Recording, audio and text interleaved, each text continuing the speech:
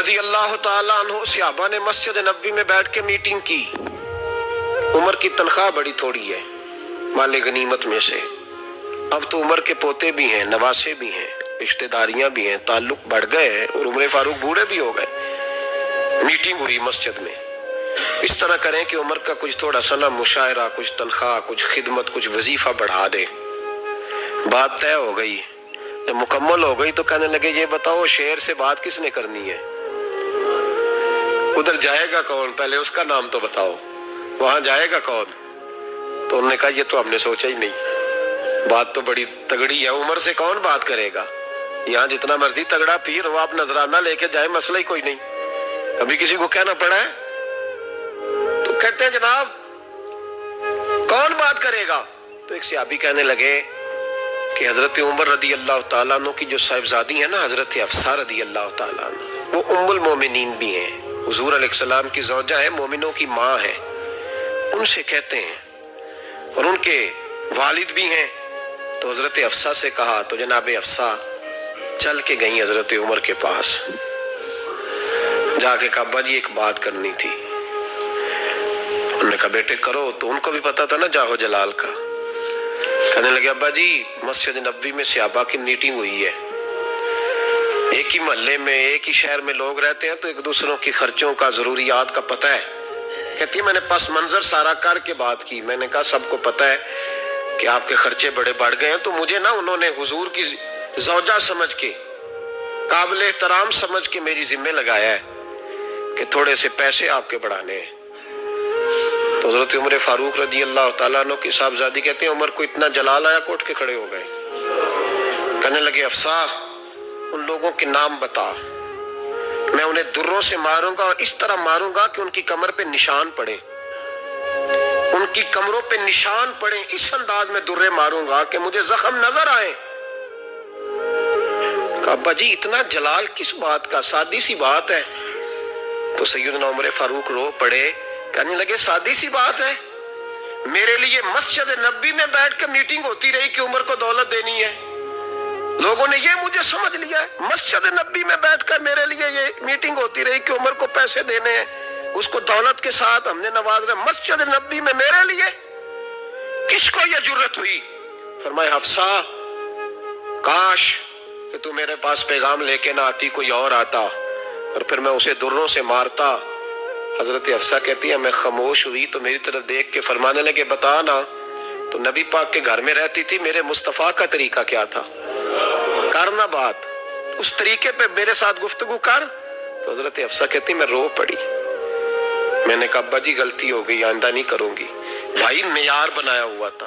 آپ یقین کریں ہمارے تعلقات آپ شادی پہ دیکھ لیں، جو غریب رشتہ دار ہے اسے کون بنانے جاتا ہے؟ لیکن ساری برادری کٹھی اس کے دروازے پہ بیٹھی ہے، جس نے آنا ہے تو کچھ لے کے آنا ہے. ہر چیز دولت میں تلے گی، معیار ہی دولت بن گیا ہے، مقصود ہی دولت بن گیا ہے. اس پیسے نے، اس دنیا داری نے، دنیا دار پجاری زردے کتیاں دے گل ٹلی ہو، اتنا سخت رویہ لوگوں نے اپنا لیا، رشتوں کا تقدس نہیں رہا. ایک مجلس میں نے ایسا رنگ بھی دیکھا، ایک ایسا شخص جسے میں ذاتی طور پہ جانتا ہوں کہ عالم بھی ہے، پرہیزگار بھی ہے، نیک بھی ہے، وہ بھی بیٹھا تھا اور اس کے ساتھ ایک سیٹھ بھی بیٹھا تھا. لیکن جو لوگوں کا عقیدت کا رشتہ اس درویش کے ساتھ ہونا چاہیے تھا وہ سیٹھ کے ساتھ تھا. تو میں غور کر رہا تھا کہ یار قوم کا ذہن کس طرح کا ہو گیا.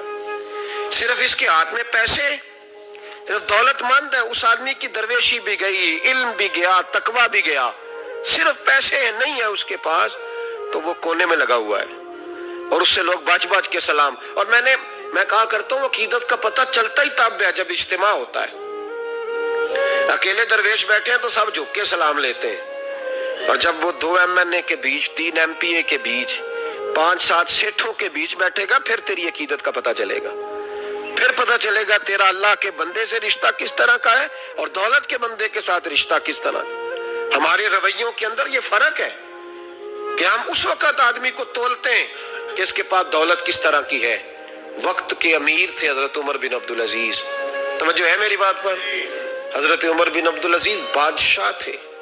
اب ہم لوگوں نے بھی بچوں کا بہانہ لگایا ہوا ہے نا، बस जी वो मैं चाहता हूँ बच्चों का कुछ बन जाए। तो बच्चे बालग हो गए तो कराना रजिस्ट्रियां उनके नाम, फारग हो जाओ, आ जाओ मस्जिद में, छोड़ो। लेकिन फिर भी कुंजियां देने को दिल नहीं करता। फिर भी बाबा जी की प्यालियों से मरने के बाद पैसे निकलते हैं, फिर भी उनके तकिए के बीच से भी कुछ वो नोट निकल आते हैं जो अब चलते भी नहीं। गुजर गया जमाना, ये लगते ही नहीं। बुजुर्ग नाराज ना हो जाए, लेकिन जो बात कर रहा हूँ बहरहाल उसके पीछे कुछ पस मंजर है। ये भी बहाना है। बैंक बैलेंस अपने नाम, जमीन जायदाद सारी अपने नाम, और कमाई किसके लिए कर रहा है? बच्चों के लिए। नाम किसका ले रहा है? बच्चों का। ये किस तरह का बच्चों? बहाना ना लगाओ, साफ कहो कि अपने लिए कमा रहा हूं। साफ कहो, क्यों बच्चों का नाम लेते हो जब हर चीज की कुंजी तो रखी हुई है बांध के अपने साथ। हजरत उमर बिन अब्दुल अजीज बादशाह थे। आवाज दी, घर में बैठे, बेटी पानी का प्याला तो लाओ। बेटी खामोश हो गई। साथ वाला कमरा बेटी का। फिर आवाज दी, बेटे सुन रही हो? का अब्बा जी सुन रही हूं, पानी का प्याला देना। बेटी खामोश हो गई। तीसरी आवाज दी तो जौजा पानी लेके आ गई। देखो हुजूर पानी। हजरत उमर बिन अब्दुल अजीज को गुस्सा आया, कहने लगे बच्चे किस लिए हैं? वो खुद क्यों नहीं आई? अब इतनी नाफरमान हो गई है कि एक प्याला पानी का बाप को नहीं दे सकती, क्यों नहीं आई? तो जोजा कहने लगी चलें तारगुजर करें। उसने कहा अब्बा को नहीं बताना, पी ले। क्यों नहीं बताना? बताओ क्यों नहीं आई? मैंने उसको पुकारा था, तुम्हें पुकारता तो तुम आती, तुम्हें बताना पड़ेगा। जब बात जरा आगे बढ़ी तो माँ थी ना, बात बेटी की थी, तो अम्मा रो पड़ी, आंखों में आंसू आए। कहा क्यों रोई हो? कहने लगी बेटी का पजामा फट गया, दूसरा है नहीं, और आप लेके भी नहीं देते। कमरे में बैठ के तो पजामा सी रही है, तो कह रही थी अब्बा को बताना ना, उन्हें तकलीफ होगी। तो वो उसके पास दूसरा होता तो आ जाती, एक ही था, तो इसलिए नहीं आई। हजरत उमर बिन अब्दुल अजीज उठे, सर सजदे में रखा, कहने लगे या अल्लाह तेरा शुक्र है, तूने मेरे बच्चों को बकदरे जरूरत रोजी अता फरमाई है। या अल्लाह तेरा शुक्र है। एक रवायत मैंने पढ़ी, कलेजा मुंह को आया। मुस्तफ़ा करीम बैठे थे तो सैयदा आयशा सिद्दीका रदी अल्लाह ताला ने अर्ज की या रसूल अल्लाह सल्लल्लाहु अलैहि वसल्लम, वो देखें सैयदा फातिमा आ गई हैं, वो देखें बीबी साहबा बगैर बताए आ गई। हजरत फातिमा ज़हरा आई तो हुजूर ने फरमाया फातिमा बगैर इत्तला के। हुजूर छोटा सा काम था, कैसे आई हो? तो बीबी साहबा ने ना, औरतों का पल्लू होता है ना चादर का, पल्लू खोला तो एक रोटी बंधी हुई थी, एक रोटी चादर में। यहाँ लोग जेवर बांधते हैं, दौलत बांधते हैं, एक रोटी हजरत फातिमा ने पल्लू में बांधी, खोल के पेश की। कहा बेटे ये क्या है? कहा अब्बा जी कई दिनों से घर में रोटी नहीं पकी थी, आज अली कुछ जौ लाए थे, पीसे हैं, चंद रोटियां बनी हैं, तो बच्चों ने तो खा लिया, तो मेरे सामने भी एक रोटी आई थी, मैंने लुकमा तोड़ा है तो मुझे ख्याल आया पता नहीं मुस्तफ़ा ने खाया है कि नहीं खाया, पता नहीं हुजूर ने रोटी खाई है कि नहीं, मैं लेके हाजिर हो गई हूँ, मेहरबानी फरमाए। तो फरमाया बेटे बैठ जा। हजरत फातिमा भी बैठ गई। सैयदा आयशा कहती हुजूर भी बैठ गए। फरमाया फातिमा कितने दिनों से नहीं खाया? अर्ज की हुजूर 3 दिन से। फरमाया बेटे मैंने 5 दिन से नहीं खाया, आ जा। दोनों बाप बेटी मिल के खाते हैं। रोटी 2 हिस्सों में हुजूर ने बांटी। फरमाया चला दी तू खा, आदि मैं खाता हूँ। हजरत फातिमा ने लुकमा तोड़ के मुंह में रखा तो रो पड़ी, हुजूर 5 दिन से नहीं खाई। और मैं बेटे चुप कर, हमारा दुनिया से क्या ताल्लुक, एक पुल रह गया है, बस अल्लाह फिर जन्नत की सारी नेमतें अता फरमा। रोने वाली बात ही नहीं है इसमें, बस हमारा क्या ताल्लुक, एक पुल है, फिर मालिक बड़ा कुछ अता करेगा। ओ भाई, जो कायनात के मालिक व मुख्तार थे, जो अबरू का इशारा करें तो हजरत जिब्रील जन्नत की नेमतें लेके आ जाए, उन्होंने तो दुनिया की जानिब तवज्जो ही नहीं की, उनका तो ख्याल ही नहीं आया, दुनिया ही दुनिया, दौलत ही दौलत। हर आदमी दौलत के तराजू में तुलने लगा।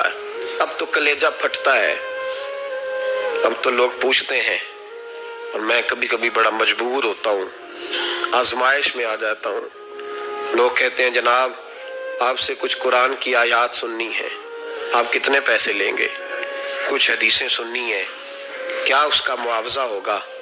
आपसे اس نبی کا نام سننا ہے جس کا آپ کھاتے ہیں، جس کے نام پر آپ نے عزتیں لی ہیں، ان کا نام سننا ہے۔ آپ کا ریٹ کتنا ہے، آپ کتنے میں بیچیں گے؟ وہ نعت جو غذا ہے وہ کتنے میں بکے گی؟ جب دنیا داری کا یہ اشر ہو جائے